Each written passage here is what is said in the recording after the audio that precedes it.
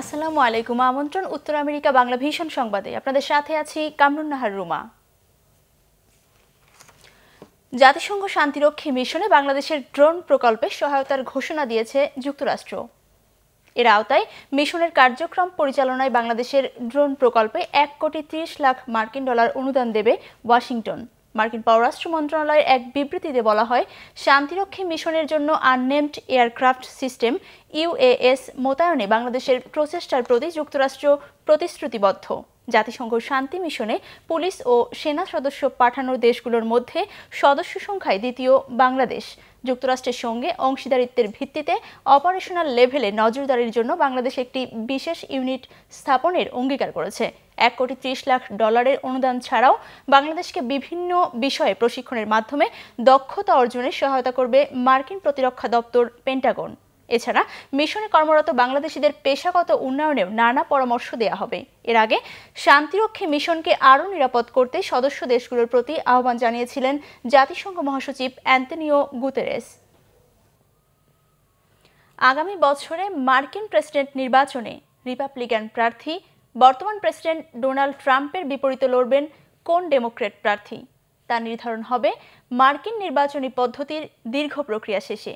President পদে মনোনয়ন পেতে এরই মধ্যে শুরু হয়েছে দলীয় পর্যায়ের প্রচারণা।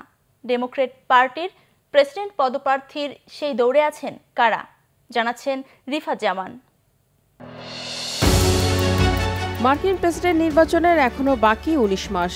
রিপাবলিকান পার্টি থেকে দ্বিতীয়বারের মতো এই লড়াইয়ে নামবেন বর্তমান প্রেসিডেন্ট ডোনাল্ড ট্রাম্প। তবে ট্রাম্পকে চ্যালেঞ্জ করতে ডেমোক্র্যাট পার্টি থেকেই আসছেন কে,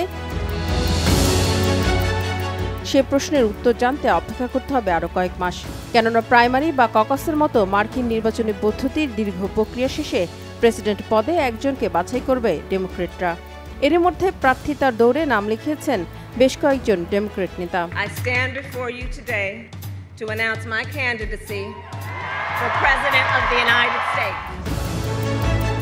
দলের সমর্থন পেতে শুরু করেছেন প্রচারণা। এদের মধ্যে আলোচিত 6 থেকে 7 জন নেতা।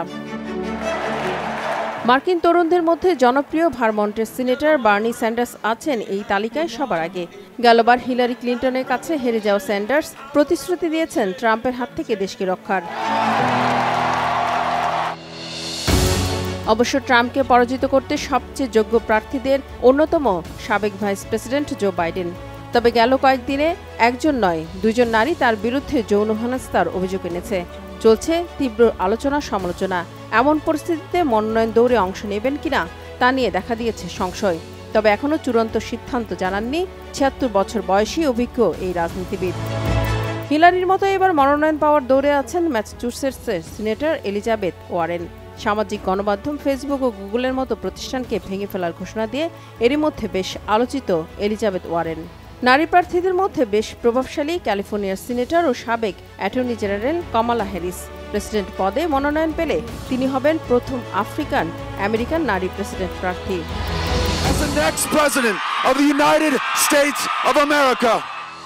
অবশ্য এই মুহূর্তে গণমাধ্যমে সবচেয়ে বেশি উচ্চারিত হচ্ছে টেক্সাসের সাবেক কংগ্রেস সদস্য বেটো ও'রোর্কের নাম। 2016 সালের নির্বাচনে তিনি টেক্সাসের রক্ষণশীল সিনেটর টেড ক্রুজকে সামান্য ব্যবধানে পরাস্ত করতে ব্যর্থ হন। এরই মধ্যে তিনি ট্রাম্পের অভিবাসন নীতির কড়া সমালোচনা করে আলোচনায় এসেছেন। মনোনয়ন দৌড়ে বেশ ভালো অবস্থানে আছেন মিনেসোটার সিনেটর অ্যামি ক্লোবচার। তবে ক্যাপিটল হিলের এক কর্মকর্তার সাথে খারাপ আচরণ তার ইমেজের উপর কিছুটা নেতিবাচক প্রভাব ফেলেছে। নিউ জার্সির বর্তমান সিনেটর ও নিউ ইয়র্কের সাবেক মেয়র কোরি বুকারকে দেখা হচ্ছে এবারের মার্কিন প্রেসিডেন্ট পদে মনোনয়ন দৌড়ের একজন শক্ত প্রতিদ্বন্দ্বী হিসেবে। প্রচারের মাঠে আমেরিকার আগের গৌরব ও একতা ফিরিয়ে আনার প্রতিশ্রুতি দিচ্ছেন তিনি। তবে শেষ পর্যন্ত কাকে মনোনয়ন দেবে ডেমোক্র্যাট দল তা জানতে অপেক্ষা করতে হবে আরও কয়েক মাস। Rifat Zaman, Bangla vision news desk.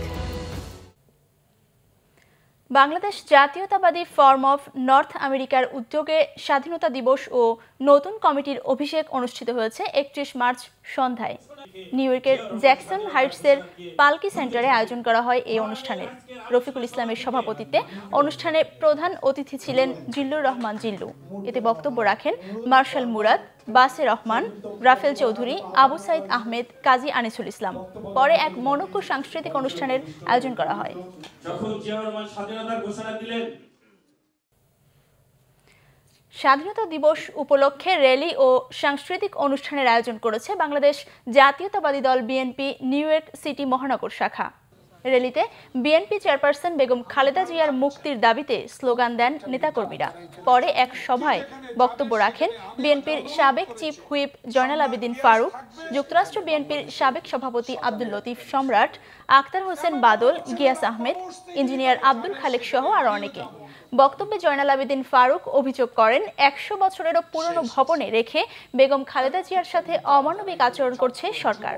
Khaleda জিয়ার মুক্তির দাবিতে সবাইকে একজোট হয়ে আন্দোলন করার আহ্বান জানান তিনি। আমার ৩১টা ছেলের পা নাই। এই ছিল এখনকার মতো। আগামী শনিবার বাংলাদেশ সময় সকাল ৬টায় এবং শুক্রবার নিউ ইয়র্ক সময় রাত ৮টায় উত্তর আমেরিকা বাংলা ভিশন সংবাদ দেখার আমন্ত্রণ রইল। এতক্ষণ সাথে থাকায় ধন্যবাদ।